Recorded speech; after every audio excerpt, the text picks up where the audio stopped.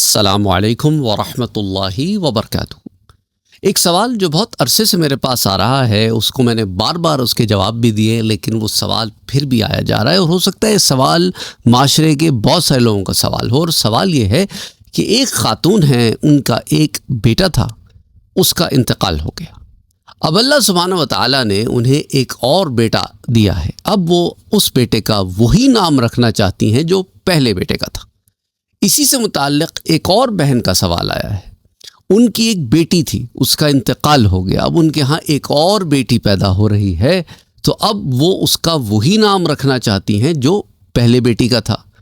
अब दोनों केसेस में ख़ानदान वालों ने बवाल मचा के रखा हुआ है, एक हंगामा मचा के रखा हुआ है कि वो उसको कहते हैं कि ये तुम नहीं कर सकती, ये अलाउड नहीं है इस्लाम में कि तुम एक बच्चे का जो फौत हो गया हो वही नाम रखो जो अब आने वाले बच्चे का है। ऐसा नहीं कर सकती तुम। और एक केस में तो वो कहती हैं कि मेरे तो घर में कोई उनके रिश्तेदार हैं, वो मौलवी साहब हैं या पता नहीं कारी साहब हैं या हाफिज़ साहब हैं, अल्लाह बेहतर जानता है। वो कहते हैं कि नहीं, तुम ऐसा नहीं कर सकती क्योंकि इसकी शरीयत में इजाज़त नहीं है। और उसके ऊपर वो दलील ये पेश करते हैं कि ऐसा करने की सूरत में क़यामत के दिन ये दोनों बच्चे झगड़ा करेंगे जब इनको बुलाया जाएगा। वो कहेगा मैं जाऊंगा, वो कहेगा मैं जाऊंगा, वो कहेगा मेरी बारी है, वो कहेगा मेरी बारी है, क्योंकि दोनों का फर्स्ट नेम भी सेम है और लास्ट नेम भी सेम, यानी बेटे का नाम भी वही है जो बाप का नाम। अब ये सारी जितनी बातें ताना बाना हैं, इसका ताल्लुक़ सिर्फ क्या है, इंडिया पाकिस्तान की ज़हनियत से। यहाँ पे रहने वाले लोगों ने अपनी मर्ज़ी से एक दीन की फ़हम बनाई हुई है, और इसके अलावा और कुछ इससे ज़्यादा इस पूरी बात की हैसियत नहीं है। मैंने उन ख़वातीन को, उन बहनों को कई दफ़ा ये कहा है कि ऐसा करने में कोई मुज़ायक़ा नहीं, बल्कि ये तो मेरे अपने घर की बात है कि हमारे दादा मरहूम सैयद शाह सदरुद्दीन क़ादरी रहमतुल्लाह अलैह, आपकी एक बेटी थी, उनका इंतकाल हो गया, बचपन में ही फौत हो गई। तो उसके बाद अल्लाह ने जब दोबारा बेटी एक दी तो आपने उनका वही नाम रखा जो पहली फौतशुदा बेटी का नाम था। तो इसके अंदर जो है, अच्छा, मैं उसके अंदर आपको मैंने उनको ये चीज़ें आपको पहले भी बताई हैं, उनको भी ये चीज़ एक्सप्लेन की कि इसके अंदर मुज़ायक़ा कोई नहीं है। लेकिन अब देखें, कुरान में अल्लाह सुब्हानहू व तआला ने या हदीस मुबारका में प्यारे नबी सल्लल्लाहु अलैहि वसल्लम ने नामों के ऊपर जो एम्फेसिस है वो क्या है, नामों को अच्छे नाम रखो, ख़राब नाम ना रखो, ऐसे नाम रखो जिनके अच्छे मतलब निकलते हों। हुजूर सल्लल्लाहु अलैहि वसल्लम के सहाबा, जो अगर उनके किसी के नाम में कोई ऐसा मसला था तो हुजूर ने उनके नाम को बदल दिया।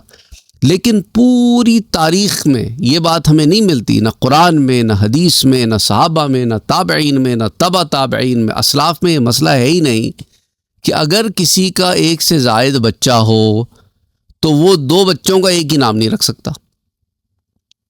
ये मसला अगर हयात भी हो तो भी मसला कोई नहीं है, बजाय इसके कि भाई अब इंसान कहे कि भाई एक के बाद एक फौत हो गया तो वो नाम रखने में हो सकता है अलाउड हो, लेकिन हयात में मसला ना हो। कोई ये मसला ही नहीं है, देखो प्रॉब्लम ही नहीं, हमने इसे मसला बनाया हुआ है। मेरे अपने मोहल्ले में एक आदमी, उसने एक शादी की, उस शादी से उसको एक बेटा पैदा हुआ, उसने उसका नाम रखा। मैं तफसील में नहीं जाऊंगा, लोगों के प्रोटेक्शन के लिए, उनकी प्राइवेसी के लिए। अच्छा, फिर उस औरत से उसकी नहीं बनी, तलाक हो गई, उसने एक और शादी की। उस शादी से उसको जो बेटा पैदा हुआ, उसने उसका वही नाम रखा जो पहली शादी से जो बेटा पैदा हुआ। दोनों बेटे जिंदा हैं उसके, अल्लाह हयात दे, हयाती दे, जिंदगी दे दोनों को। दोनों बेटे जिंदा हैं, दोनों का एक ही नाम है, एक ही बाप की औलाद है, माँ फ़र्क है। तो ये कोई मसले की बात ही नहीं। अच्छा, अब लोग ये कहते हैं, ये जो साहब कह रहे हैं कि क़यामत के दिन ये दोनों झगड़ेंगे, लड़ेंगे, कन्फ्यूजन होगी, इनसे कहें इस पर दलील लेके आए। तो देखिए ना, क़यामत के मामलात के अंदर तो दलील चाहिए होगी ना। आपने क़यामत तो नहीं देखी, ना मैंने देखी है, तो क़यामत के अंदर होने वाले एक वाक़े को आप कह रहे हैं कि होगा, तो दलील आपका लाना बनता है। हमारे पास तो कुरान में, हदीस में ऐसा कोई बात मौजूद नहीं है कि ऐसा कोई झगड़ा होगा। अच्छा, मैं आपको एक छोटी सी मिसाल से समझाता हूँ। एक मोहल्ला ले लेते हैं, कोई फ्लैट सिस्टम ले लेते हैं, 300-400-500 उसमें बिल्डिंग अपार्टमेंट्स हैं, ठीक है। अब मान लें कि उन पूरे अपार्टमेंट्स में 2 ऐसे बच्चे हैं जिनका एक ही नाम है, ठीक है।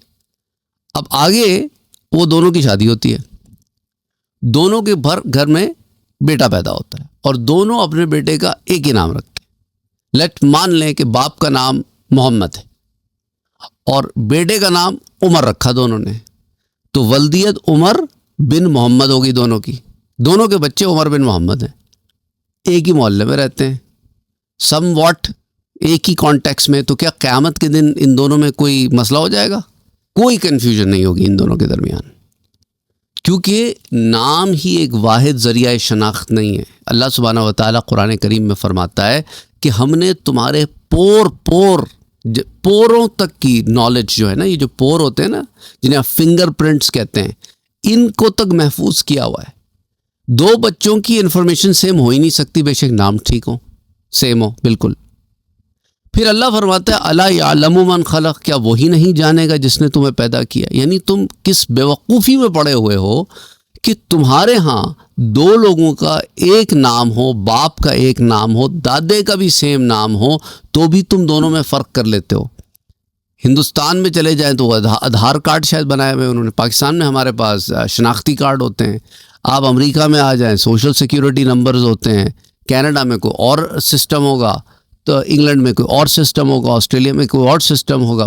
कहने का मकसद है हम इंसान जो नाक़िसुल अक़ल हैं, हमने सिस्टम बनाए हुए हैं कि 2 लोगों की शनाख्त के लिए हमने एक नंबरिंग सिस्टम बनाया हुआ है कि हम एक को दूसरे से शनाख्त कर लेते हैं कि मुख्तलिफ फ़ीद और दोनों हैं। बायोमेट्रिक्स बनाए हुए हैं हमने कि बायोमेट्रिक्स की मदद से हम एक को दूसरे से फ़र्क कर लेते हैं।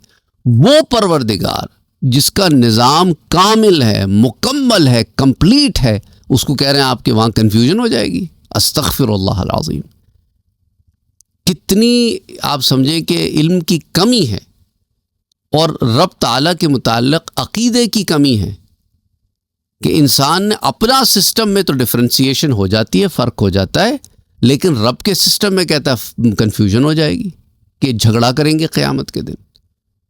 अस्तग़फिरुल्लाह अल-अज़ीम।